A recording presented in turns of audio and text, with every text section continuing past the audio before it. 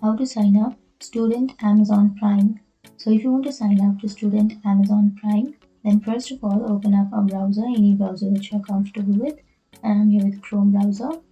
Simply search for student Amazon Prime, and after searching, here you will have this Amazon Prime student.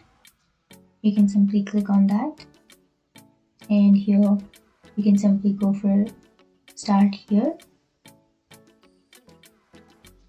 and it will take you to the create account page.